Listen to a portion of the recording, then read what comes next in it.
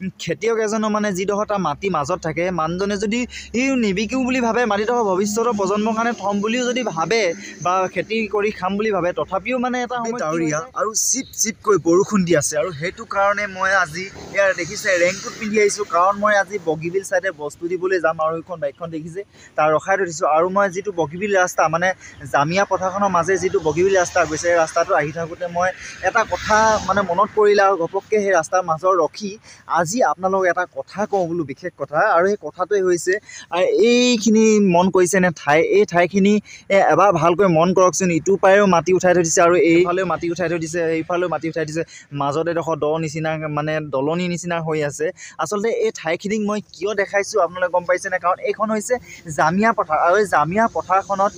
এটা কথা হৈছে মানে এতিয়া বৰ্তমান মানুহে নিজৰ খেতি মাটিবোৰ খুবেই মানে বিক্ৰী কৰি দিছে ৰাস্তাৰ কাষত যিমান খেতি মাটি আছে চব মানে জামিয়া পথাৰ যিমান খেতি মাটি আছে সকলোখন বিক্ৰী কৰি শেষ কৰি দিছে ইয়াৰ মূল কাৰণ গম পাইছে কিছুমানে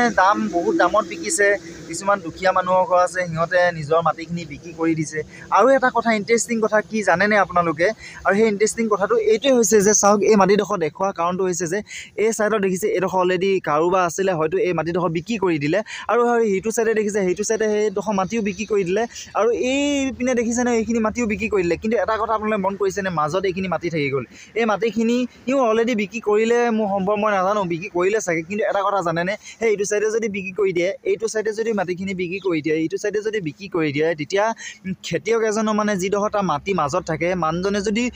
নিবিকিও বুলি ভাবে মাটিডোখৰ ভৱিষ্যতৰ প্ৰজন্মৰ কাৰণে থ'ম বুলিও যদি ভাবে বা খেতি কৰি খাম বুলি ভাবে তথাপিও মানে এটা সময়ত কি হৈ যায় এই ছাইডৰ মাটিখিনি বিক্ৰী দিয়াৰ কাৰণে সেই মানুহজনে ভৱিষ্যতে এই মাটিখিনি সিও বিকিবলৈ বাধ্য হয় কাৰণ এইটো ছাইডেও বন্দী কৰি দিলে ইটো ছাইডেও বন্দী কৰি দিলে যাৰ ফলত আপোনালোকে দেখিছেনে পানী চলাচল নোহোৱা হ'ব পানীবোৰ ইয়াতে যদি জমা হৈ থাকে ওলাই যাব নোৱাৰিব ইয়াত পানী নহ'লে বেলেগৰ পৰা পানী আহিব নোৱাৰিব যাৰ ফলত খেতিৰ কাৰণে একেবাৰে নহয় আৰু তাতে যদি এই মাটিডোখৰ কিবা এটা কামত লগাবলৈও বিচাৰে তেনেহ'লে সেই মানুহজনে বহুত চিন্তা কৰিবলগীয়া হয় মানে সেই মানুহজনে কিমান ইনভেষ্ট কৰিব লাগিব নিজেই ভাবে ইয়াৰ মাটি ভৰোৱাৰ পৰা এটা মানে জানেই আপোনালোকে ইমান মানে আমাৰ এই অঞ্চলত মানে এনেকুৱাকৈ যে কিবা এটা কৰিম বুলি মাটি ভৰাই নিজৰ মাটিখিনিত কিবা এটা বিজনেছ কৰিম বুলি মানে ভবাটো বহুত টান সেইটো কাৰণে কিছুমানে বাধ্যত কৰি বিকিছে আৰু কিছুমানে জানেই আৰু পইচাৰ কাৰণে বিকিছে বহুত টকা দি আছে মাটি আমাৰ ইফালে সেই